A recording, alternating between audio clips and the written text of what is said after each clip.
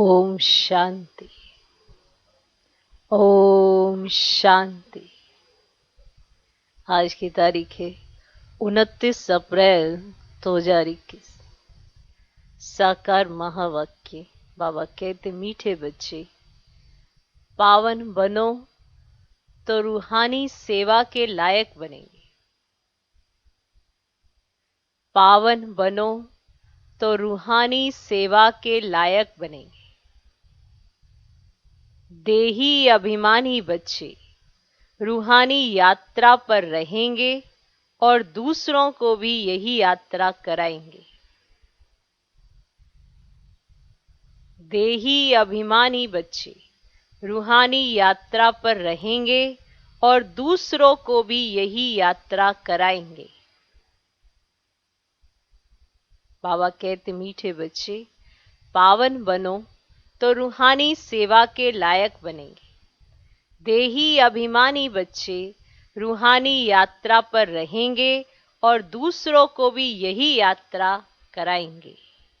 आज का प्रश्न, संगम पर तुम बच्चे जो कमाई करते हो, यही सच्ची कमाई है, कैसे?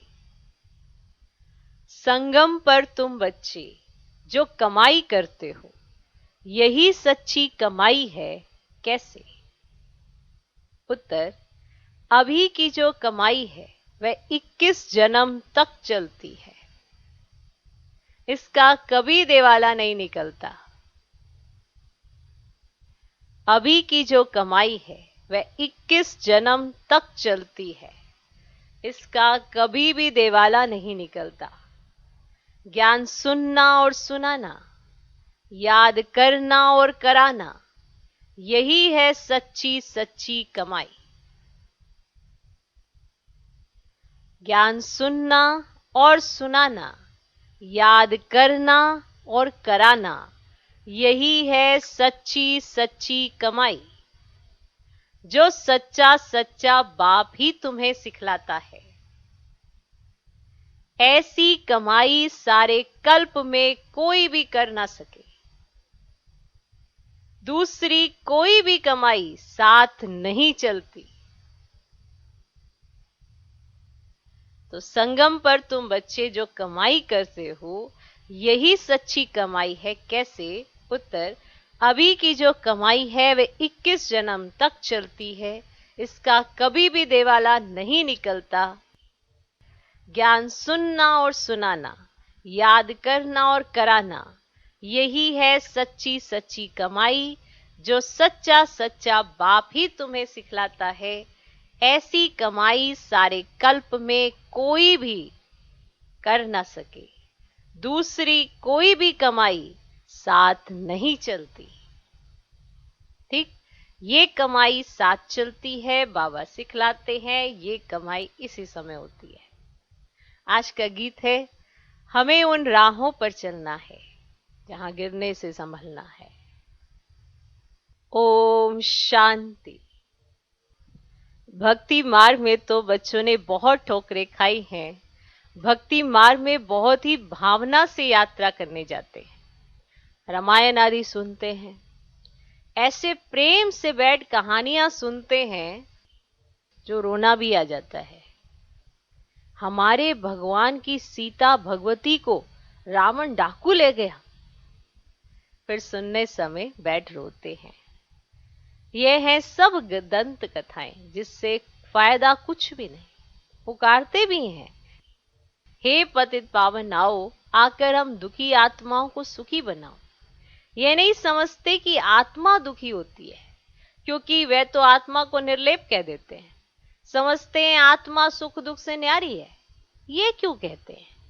क्योंकि समझते हैं परमात्मा सुख दुख से न्यारा है, तो बच्चे फिर सुख दुख में कैसे आएंगे? इन सब बातों को अब बच्चों ने समझा है। इस ज्ञान मार्ग में भी कभी ग्रहचारी बैठती है, कभी कुछ होता है, कभी प्रफुल्लित रहते, कभी मुरझाया हुआ चेहरा रहता है। यह होती है माया से लड़ाई। माया पर ही जीत पानी है। जब बेहोश होते हैं तब संजीवनी बूटी दी जाती है, मन मना भव। भक्ति मार्ग में चहचटा होता है।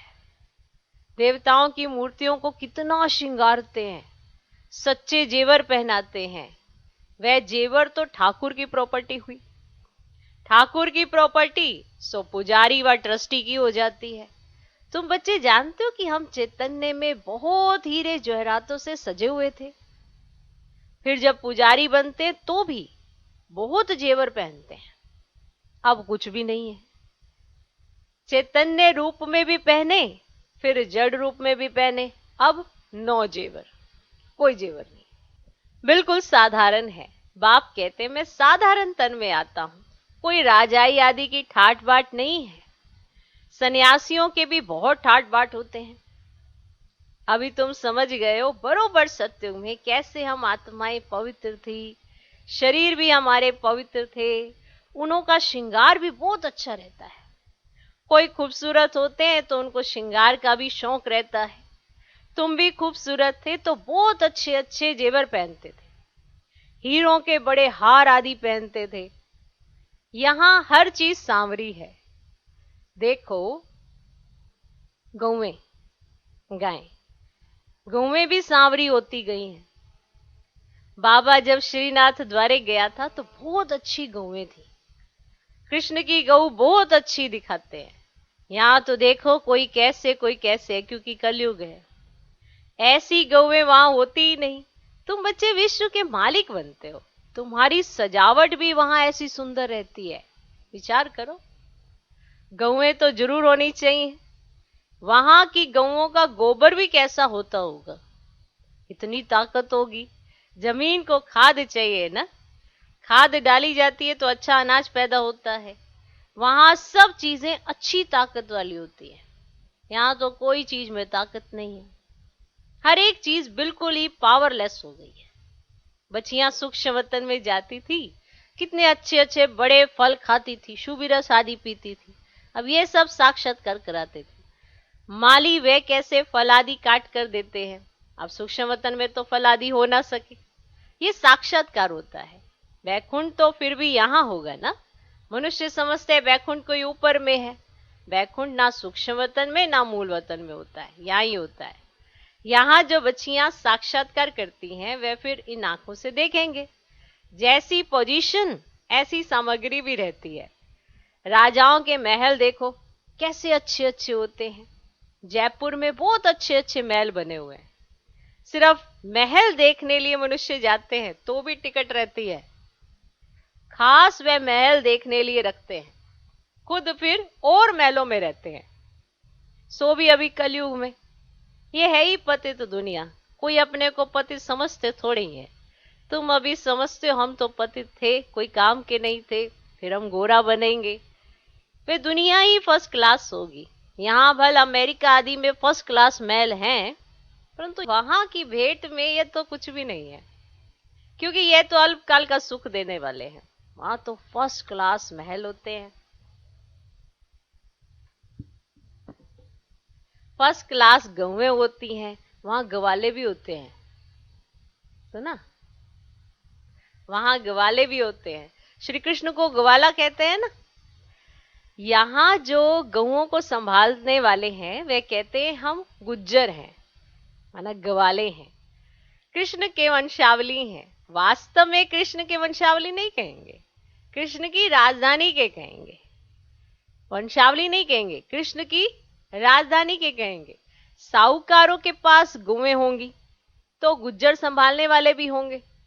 ये गुज्जर नाम सतयुग का है, कल की बात है। कल हम आदि सनातन देवी देवता धर्म के थे, फिर पतित बने हैं तो अपने को हिंदू कहला देते हैं।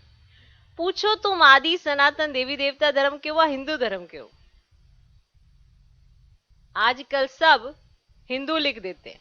हिंदू धर्म किसने स्थापन किया, देवी देवता धर्म किसने स्थापन किया, यह भी कोई नहीं जानते। बाबा ये प्रश्न पूछते, बताओ आदि सनातन देवी देवता धर्म किसने स्थापन किया? शिव बाबा ब्रह्मा द्वारा कर रहे हैं। राम व शिव बाबा की श्रीमत पर आदि सनातन देवी देवता धर्म स्थापन हुआ। फिर रावण राज्य होता है, विकारों में जाते हैं, भक्ति मार्ग शुरू होता है, तब हिंदू कहलाने लगते हैं। अभी अपने को कोई देवता कहला ना सके। रावण ने विशेष बनाया, बाप आकर वाइसलेस बनाते हैं। तुम ईश्वरीय मत से देवता बनते हो, बाप ही आकर तुम ब्राह्मणों को देवता बनाते हैं। सीढ़ी कैसे उतरते हैं ये तुम बच्चों की बुद्धि में नंबरवार बैठता है, तुम जानते हो। और सभी मनुष्य आसुरी मत पर चल रहे हैं और तुम ईश्वरीय मत पर चल रहे हो। रावण की मत से सीढ़ी उतरते आए हो। 84 जन्मों के बाद फिर पहला नंबर जन्म होगा। ईश्वरीय बुद्धि से तुम सारे सृष्टि के आदि मध्य अंत को जान जाते हो। ये तुम्हारा जीवन बहुत अमूल्य है, इनकी बहादुरी है। जबकि बाप आकर हमको इतना पावन बनाते हैं, हम रूहानी सेवा के लायक बनते हैं। वह है जिस्मानी सोशल वर्कर जो देह अभिमान में रहते हैं, तुम देही अभिमानी हो। आत्माओं को रूहानी यात्रा पर ले जाते हो। बाप समझाते हैं तुम सतो प्रधान थे, अभी तमो प्रधान बने हो। सतो प्रधान को पावन, तमो प्रधान को पतित कहा जाता है। आत्मा में ही खाद पड़ी है। आत्मा को ही सतो प्रधान बनाना है। जितना याद में रहेंगे उतना पावन बनेंगे, नहीं तो कम पवित्र बनेंगे। पापों का बोझा सिर पर रह जाएगा।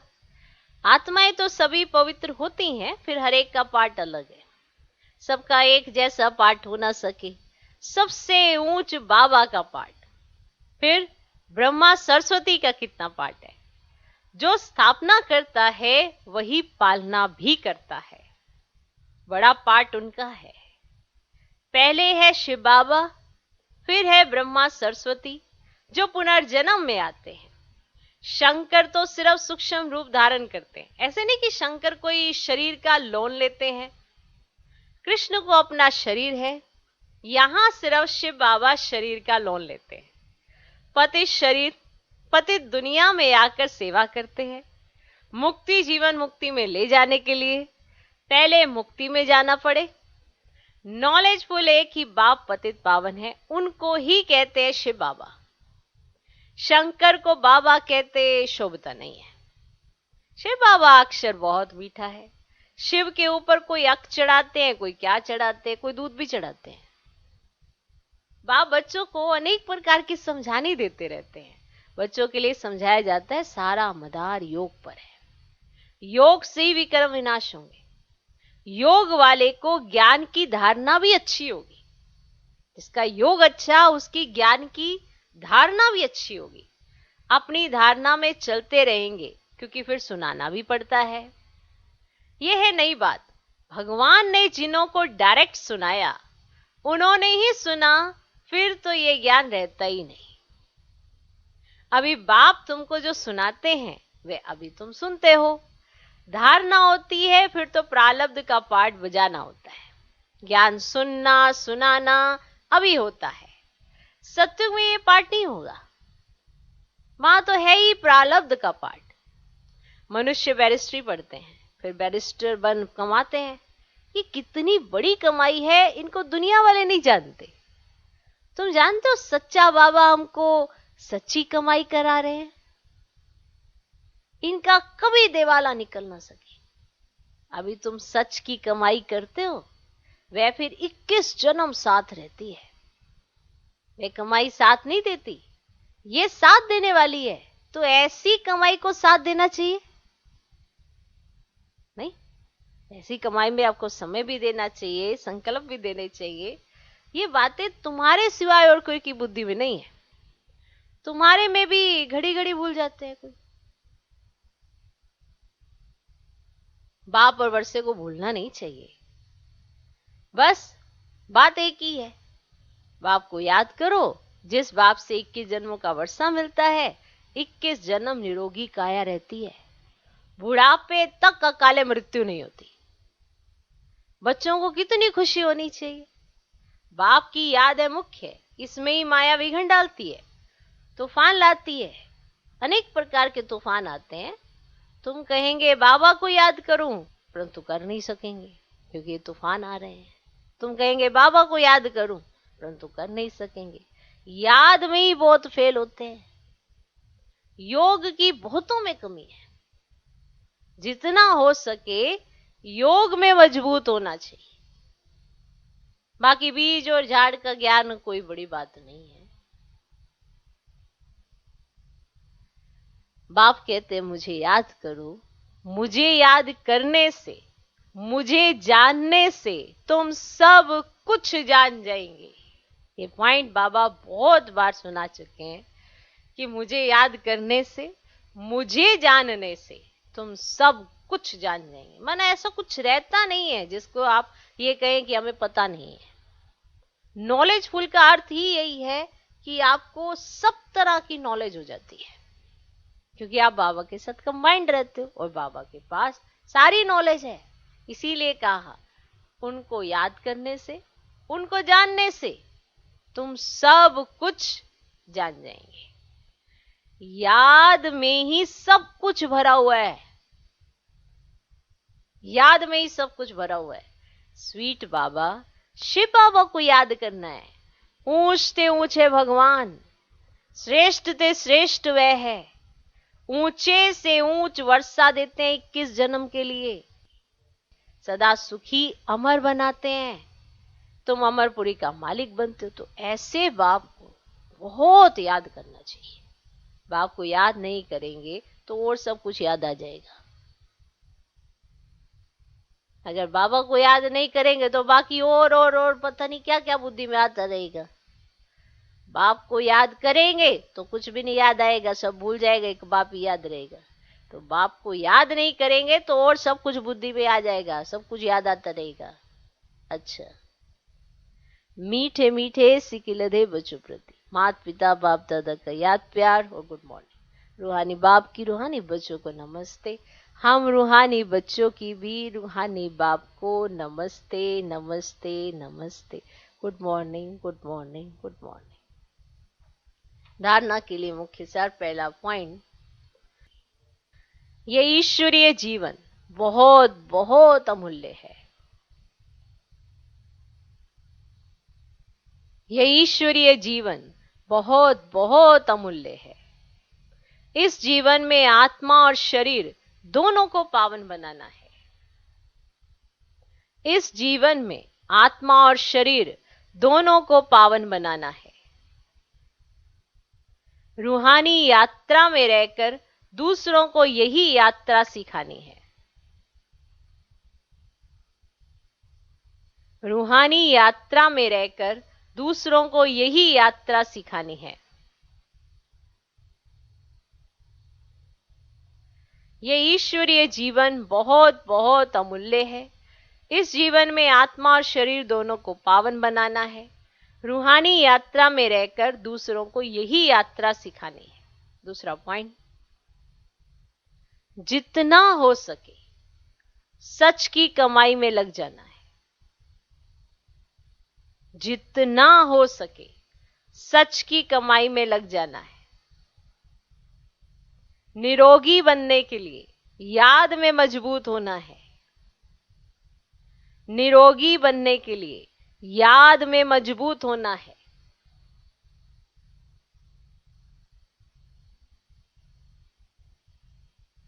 आज का वरदान, मास्टर नॉलेजफुल बन, मास्टर नॉलेजफुल बन, अनजानपने को समाप्त करने वाले ज्ञान स्वरूप योग युक्त भव।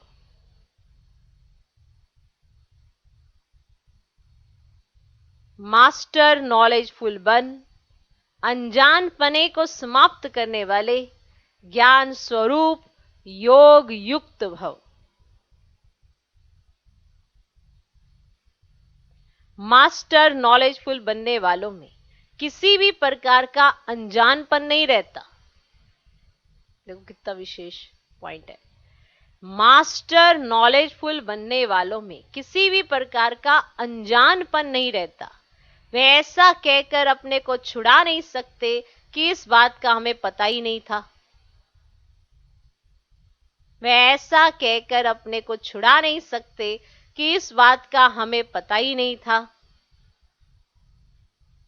ज्ञान स्वरूप बच्चों में कोई भी बात का अज्ञान नहीं रह सकता।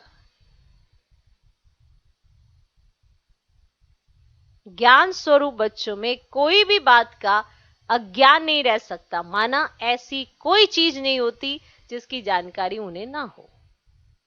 और जो योग युक्त हैं, उन्हें अनुभव होता जैसे कि पहले से सब कुछ जानते हैं। वो ये जानते हैं कि माया की छमछम रिमझिम कम नहीं है, माया भी बड़ी रौनकदार है, माया भी बड़ी रौनकदार है, इसलिए उससे बचकर रहना है। जो सभी रूपों से माया की नॉलेज को समझ गए, उनके लिए हार खाना असंभव है।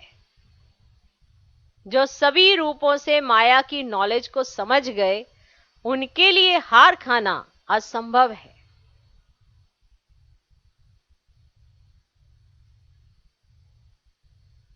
आज का स्लोगन, जो सदा प्रसन्न चित्त है वे कभी प्रसन्न चित्त नहीं हो सकता। जो सदा प्रसन्न चित्त है वे कभी प्रसन्न चित्त नहीं हो सकता। ओम शांति।